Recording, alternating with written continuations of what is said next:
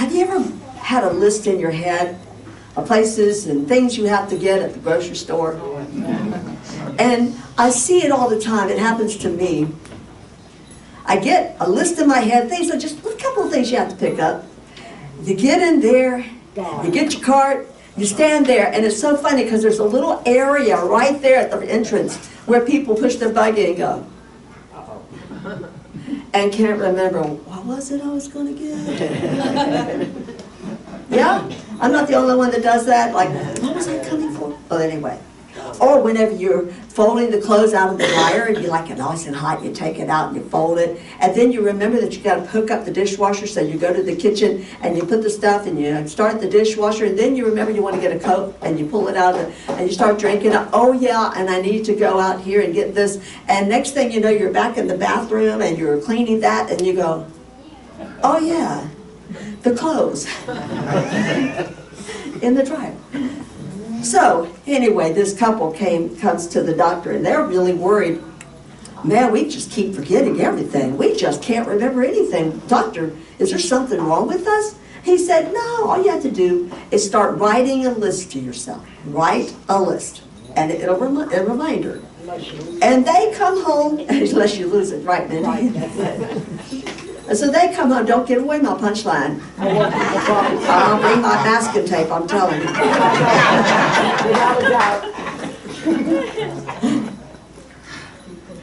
And so they come back home and she says, dear, I think that's a great idea. We'll start writing notes. And he goes, yeah, I like that idea. And so she said, would you do me a favor? Would you fix me a bowl of ice cream? He said, well, sure, I can. And as she sits in the living room, she goes, and don't forget, I like fresh strawberries on it. He goes, absolutely, fresh strawberries. I remember. She goes, well, you might want to write a list. Oh, no, I can remember that. And then she goes, and don't forget, I like whipped cream, too. And he goes, yes, I know, dear. And he goes, but maybe you should write a list. Just write a little reminder as you go into the kitchen. He goes, oh, I know, ice cream, strawberries, whipped cream, got it.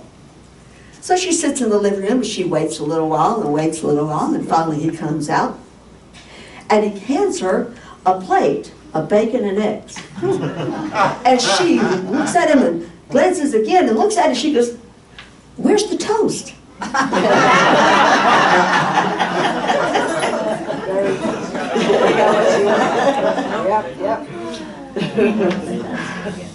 Today is not necessarily, well, it might be a little bit of a sermon, but it's more I wanted to share with you. I want to get comfortable here if you don't mind. Don't want to push it the first time out. You know, she's sitting right there.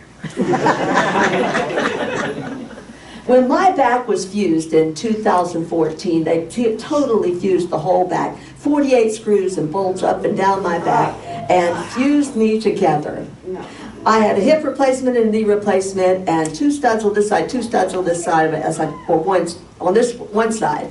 Had a lot of hardware anyway. And I want you to know that in 2014, I traveled all over the country with my job and did presentations, lugging my bag right behind me. I've gone swimming, I've gone golfing, I have traveled to New York and California and walked with my cane the whole time and not had 1 minute's problem. Oh, just the little chronic stuff, but nothing to mention. Haven't I? I've been very, very active from 2014. And I thought all life was wonderful. Until last year, January 31st, I remember the day. I was doing like this in the back of the sofa, and I went, you know, that really hurts. Boy, that hurts. Well, what was that? And then you try to think back, maybe you were doing something, maybe you're reaching for something, and you pulled your back. Boy, you could just reach across the desk and pull your back. Sometimes it feels like, anyway. And so that back started hurting. And it was just continuously, no other place, just there. And I treated it with, you know, ibuprofen. Then I took Tylenol and ibuprofen. Just kept on throwing pain meds at it. And little by little it'd go away. But I'd have to lay flat on my back in order for it to go away. And little by little, I started having to lay down throughout the day just for my back to feel better. And I thought, this is strange. Go to my doctor one time, and I said, I'm in so much pain. She gives me a shot, steroid, whatever they give you in there. And oh, it'll go away. Well, I came back in 2 weeks and in tears. I'm in so much pain. It breaks you down to pain. It hurts so bad. And you know what she asked me? Is everything okay at home? No. No, my back hurts. No. Well, what else is going on? Everything okay with your wife? My wife is fine. Is your church okay? Yes, my church is fine. I'm in pain. This is physical pain. Well, she gave me a shot and gave me some antidepressants because I was crying. And I went, no, I'm hurting. It hurts really bad. And she didn't understand it, wouldn't send me. Now, the guy that did my spine fusion, I'm going somewhere, by the way, in case y'all want to know. I do want to hear all about my back. In 2014, I called him my hero doctor. My hero doctor. He saved the day. And he fused my back, and all was well for 10 years. And now all of a sudden I'm struggling, right? So I wanted to go see him, and she would not give me the referral. Refused the referral. Well, my daughter got so angry at it, she goes, well, we'll just go anyway. We'll pay out of pocket. There you go. And so she did. She drove me over to Tampa and saw my hero doctor. And he said, I don't see anything wrong with you. Did an x-ray, poked around a little bit. Lay on the table. When I laid on the table, I screamed, blood-curdling scream. Oh! And apparently, across the iliac screw, where some of the hardware was, it had gotten inflamed. And it was causing, there was a little pocket, little swelling there. And every time I rolled over it, it would just, oh, the pain. And I cried and I cried, and I wanted the surgery, wouldn't let me have the surgery. Doctor says, no, I want you to go see another surgeon. And she says, and I called to schedule to see another surgeon there locally that she wanted me to go to. But that surgeon, I had to wait 4 weeks to get in to see him. Well, 4 weeks of pain. 4 weeks of throwing pain like crazy and popping pills like crazy just to try to control the pain. Trying to still pastor this church. I was in pain and nobody was listening to me. My doctor would not listen to me. Diane went with me. Rowena went. We ganged up on her. She still wouldn't do anything. Wow. So finally we fired her. Yeah. I fired her. I said, well, I'll just go to another doctor. And I got another insurance, a different type of insurance, a PPO, in order to go and get some help. And finally, my hero doctor was able to remove the screw. I brought it, just so some of you see it. That's my screw. Goodness. Are you kidding? The screw, right there with the little, is where it was sticking out. And so that was removed from my back. And I told Dr. whenever it came out, Mr. Hero Doctor, I said, so this is going to take away the shooting pains down my leg and everything. He goes, no, I don't know anything about that. He removed the screw, which was an outpatient surgery. I was out for 3 weeks, and the pain persisted. And it was so bad, and it's getting worse and worse. It felt like bone on bone. I can't begin to describe it. You guys have seen me. Ashley has texted me before. I'm sitting over here in my chair. You're in pain, aren't you? What? I'm just like, oh my God, it hurts so bad. And nobody could figure out what was wrong with it. Folks, I was laying in bed and I was crying, frustrated. What's wrong with me? Why is this happening to me? Somebody help me. And I'm telling you, all I can say was a miracle to me, because all of a sudden I heard a voice say, SI joint. I went, okay. So I looked up SI joint, and when I started to read about SI joint, I about flew off the bed. I was trying to call Rowena. I just found it, I found it. Something has described exactly what I've been going through. This is what's wrong with me. This exactly describes everything I've been suffering. Please, we need to find somebody to do this. And so we were excited. I finally figured out what was wrong with me. Now I can go tell Dr. Hero. And I did go to see him with a follow-up from removing that screw. And when I told him how much pain was in, he goes, oh, well, you need to have your SI joint fusion. Oh, boy. I go, yes, let's do it. He goes, oh, I don't do that. who does? And he says, well, I got a colleague in St. Pete's that specializes in it. You might want to call him. I said, okay, check out, and she'll give you the name. I check out with the lady at front, said, I need the name of that doctor the doctor referred me to. And she said, oh, I don't have his phone number yet. I go, yet? She said, yeah, he's still building his practice in St. Pete. Oh, no. Like, building it? She goes, yeah, it's still under construction. I'm in so much pain. Peggy and Kathy, they said, go see our ortho outfit. They'll be able to help you. I call and I say, I need someone who can do SI joint fusion. Oh, my doctor, blah, blah, blah, says, he can do it. Nobody else can do it. He can. I go in to see him. Took 3 weeks to see him. Go in there, does the x-ray, does the history. You know how that goes. And after he'd done all of that, he looked at me, he goes, I don't do SI joint fusion. What? Are you kidding? You know, that particular office is right across the street from Oak Hill Cemetery. No, stop. Stop. You know. My mom and dad are buried there. So is my grandpa. And I went across there, I found their gravesite, and I stood there. In fact, I got on my knees and I cried. Mom, Dad, I'd rather come home. This pain is more than I can bear. I don't want to do this anymore. Nobody will help me. Where do I go? I'm so lost. I don't know what to do anymore. I was lost. Well, found a guy in Tampa from the same outfit. They referred us to him in Citrus Park, not just normal Tampa. No, it has to be way the heck on the other side of Tampa. We drove there, and after he said, you need your SI joint fused, I went, I know. He and the insurance company rejected the appeal 3 times. Doctor gave up on me. That's nice. Julia and Katie, go see our doctor. Please, please go see him. He's really good. They'd said it all along. But I was like, everybody says, go see my doctor, go see my doctor. So I went to see him. Oh, you need an SI joint fusion. I went, Congratulations. I do. And I'll get you one. And I'll tell you what. I said, well, the insurance is not going to approve it. He goes, oh, yes, they will. I know what to do. He said, in fact, I'm so sure of it, I'm going to go ahead and get your scheduler, the scheduler to call you and get that appointment for surgery. And I said, good luck with that. How many times had I had a schedule and then the insurance denied it? Do you know how many times I've scheduled this? Yeah. To the point that I just quit worrying about it, not thinking about it? Well, it was scheduled on Rowena's birthday. So we thought, you know what? Why don't we prematurely, because she is going to have, I'm going to have surgery on Tuesday, her birthday.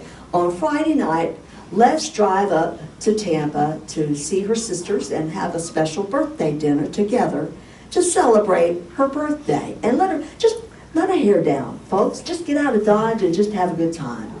And she said, honey, I know you can't drive in my car because her car is way down to the ground and it hurts to sit in it. We'll just drive your car. I said, sure. So we were in my car. She goes, I'll drive. We had not gotten out of Lakeland when the horriblest thing happened. We're a big old F-150. I guess they had those big old bumper things on the front. They rammed into the back of us, and they rammed us into the car in front of us. We both screamed out in pain. She jumped out of the car to see what was happening. The guy in front was, ah, what did you do? I didn't do that. And they went to the back and they saw our car smashed in. No car behind us. Took off. That F-150 took off. We will never find him. Lord, I pray for him. No, I pray for me because of the things I thought about him. But anyway, or her. You've got to be kidding me. Are you kidding me? And I got up the next morning. We don't know if the doctor's even going to let my surgery go through now. I got up, and I remember I don't know what I was doing. I was walking near the living room, and I went, why? Just why? Now my car's totaled. I didn't have car payments. Now I do. But I don't have car payments. And now my car's gone. That car was special to me. It was a gift from my daughter. And now it's gone. Why? Why the loss? Do you ever ask yourself that question?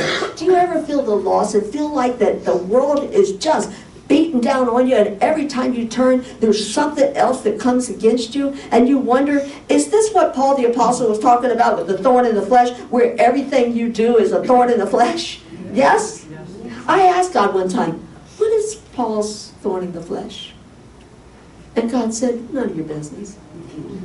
Because we all have a thorn in the flesh, something that we deal with, something that this drives us crazy, something that sometimes we just have to struggle through. We think that Jesus is just going to take it away.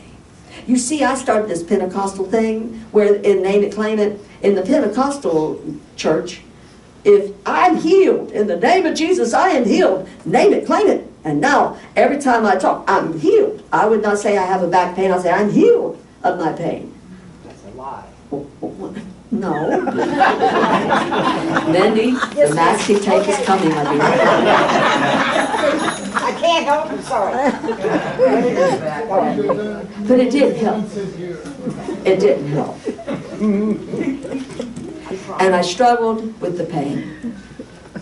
And I didn't understand why we were going through this. I didn't understand. Well, I ended up having the surgery. Surgeon felt good that I could go ahead and have it, and I'm glad I did. But afterwards, you know what? Google lied. Google said you have immediate relief after an SI joint fusion. That is so not true. Why? How about 3 to 6 months? But meanwhile, during my recuperation, I'd cry because the pain was still there. It didn't lighten up. It still hurt. Now, what's going on? Does anybody know what I'm talking about, SI joint fusion? Just so you know, there's a little joint in between your sacroiliac and your pelvis. And what they do is they take a little, I watched the surgery this morning on YouTube, they take a little power drill and screw these things into your bone and fuse them together to still that SI joint to keep it from aggravating the nerves. Well, it takes a while for it to heal. Here's my point. I'd like to tell you that I felt good all the time. I'd like to tell you that things were well. When people ask me how I was doing, I'd always say, I'm fine, I'm good, I'm good. And I'm good. I'm good. And on the other side, I was like, There you go. how many of you are like that? Oh, yeah. I'm good, I'm good, I'm good, I'm good. And meanwhile, inside you're, but I'm pastor. You're not supposed to be like that. You're supposed to be holy, and you're supposed to be good, and you're supposed to be claim the name Jesus. I'm healed. I sat at the piano during my recuperation for this surgery, and I played, "'Tis so sweet to trust in Jesus." As I played that song, I heard the words from Jesus. Mel, do you trust me?